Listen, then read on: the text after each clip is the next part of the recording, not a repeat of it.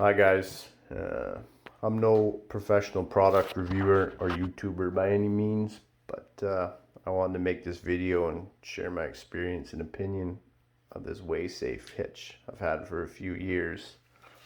I see lots of questions online in regards to what hitch is the best and who makes the best hitch and that sort of thing, and I'm no expert. I certainly haven't tried them all, but I want to share my experience and try to explain why I think WaySafe is not the best at all. In fact, if you don't feel like sticking around for the whole video, and I don't blame you because this is the first video I've ever made and it's probably garbage, I'll tell you right now that I think they're junk and the warranty sucks and I would never buy one again. So that being said, the primary reason I think they're junk is likely the very reason you're interested in this one, and that is because of this guy right there. The scale. Focus, don't focus, whatever. And I'm here to tell you that they fail constantly, even when used correctly.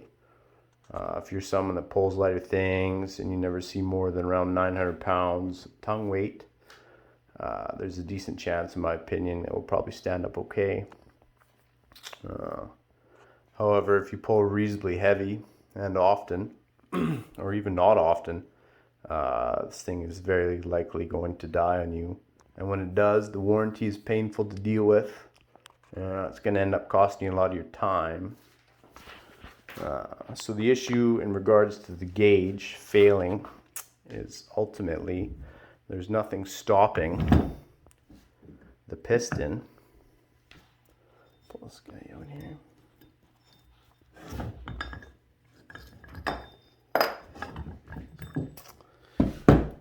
See it maybe down in there. There's the piston there that gets forced down when the weight comes onto it.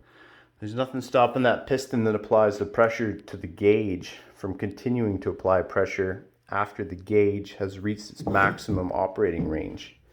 And when it does exceed the max, it will damage the gauge, wrap the gauge, if you're familiar with the term, and it will no longer read correctly, and you're gonna have it replaced. Or so lots of you are probably thinking, just don't overload it and you won't have any problems, because that's ultimately kind of what I thought. But once you get some experience with it, it's not really the case, and I'll give you an example why. I'll use my scenario. In my case, the trailer usually weighs in at around 18,000 pounds. And for the bumper pull, you want to have around 10-15% of that on the tongue. So I usually try and stay close to the 10% mark, because it still should be safe. And I try and keep the weight low on the hitch because it's proven to be junk and keeps breaking. So that's fine. We got 1,800 pounds on the hitch. The safe range is up to 2,200 pounds. So where's the problem? Well, the problem comes in when the vehicle isn't stationary on level ground anymore. When you get into a scenario where the vehicle's pointed down a hill of, significance, a minor hill's likely not going to carry a lot of impact. But once you get the vehicle pointed down a hill of significance, it will shift a significant amount of weight from the trailer forward onto the tongue and hitch, essentially, and exceed what the scale can handle.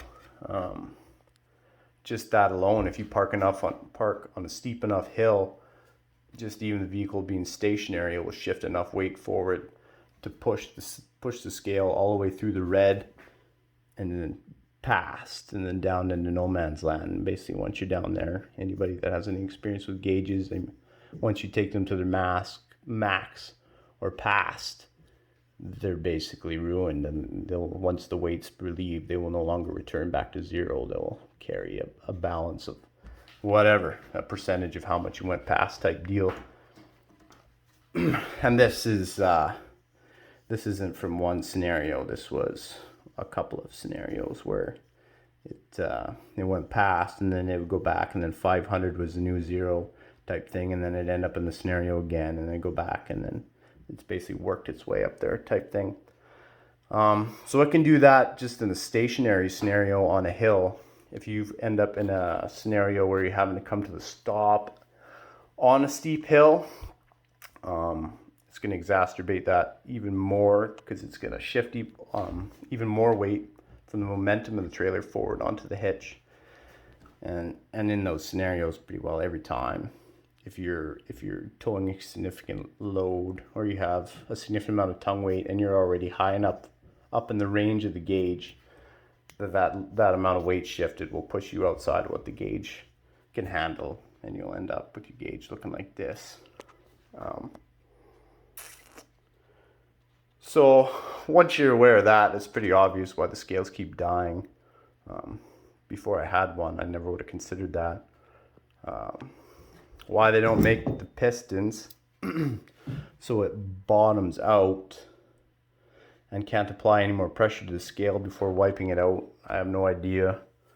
I don't know if it's just a cheap thing or they're not intelligent enough to figure it out. I think that's probably unlikely. Both. I have no idea, but I do know there's a problem, and they don't last if you are towing any considerable amount of weight. I managed to get 12,000 K out of this one before it finally ended up in the described scenario, severe enough to kill it. And I'm not using it at its full capacity. Guys running around with 450s, pulling 20,000 pounds and 2,200 pounds of tongue weight, that are just right out of the gate at level ground, static load, already pretty well maxing the gauge out. Yeah, I can't see them. I would imagine they're probably killing theirs weekly, because it doesn't really take much of a hill to shift that extra 1,000 pounds or whatever it is onto the hitch and push that gauge past what it can handle.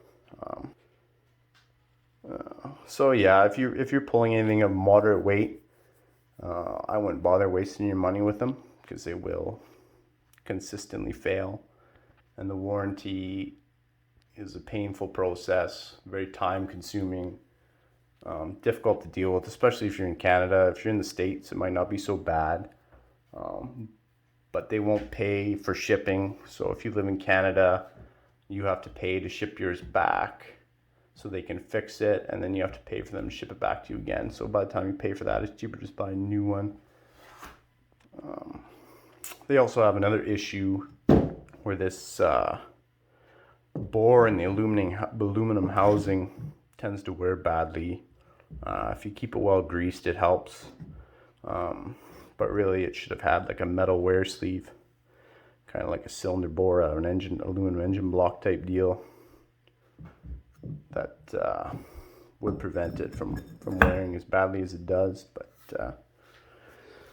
But yeah, that's my opinion, and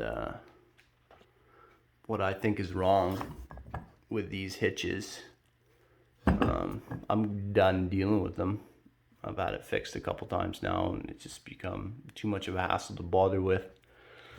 So I'm probably gonna go out and grab like a B&W or something like that and just be done with it. But hope that's useful information for you guys.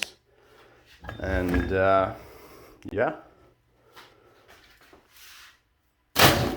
see you later.